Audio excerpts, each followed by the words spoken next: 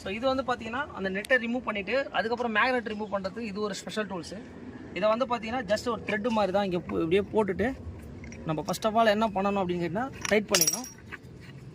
First full thread ஏற்றி tight பண்ணணும். எதுக்கும் ஒரு வாட்டி ஃபைனலாக நம்ம டைட் பண்ணி செக் பண்ணிக்கோங்க. ஏன்னா ஃபுல் டைட் இருந்தால் தான் கரெக்டாக உங்களுக்கு லூஸ் ஆகும். சப்போஸ் இல்லைன்னா உங்களுக்கு த்ரெட்டு போயிடும். ஏன்னா இது எல்லாமே வந்து த்ரெட் டைப் தான் உங்களுக்கு. ஜஸ்ட் அப்படியே இப்படி போட்டு ஃபுல்லாக ரொட்டேட் பண்ணிவிட்டு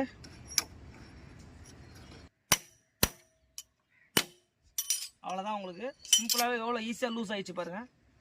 ஸோ கண்டிப்பாக இந்த மாதிரி ஒரு ஸ்பெஷல் டூல்ஸை தான் நம்ம வேலை செய்யணும். கஸ்டமர் இந்த மாதிரி நம்ம வீடியோஸ்லாம் பார்க்கும்போது அவங்களுக்கு தெரியும் நம்ம ஒரு யூனிக்காக வேலை செய்கிறோம் அப்படின்றதுக்காக. ஏன்னா இதுதான் இருக்கிறதுலே ரொம்ப ரொம்ப மெயின்.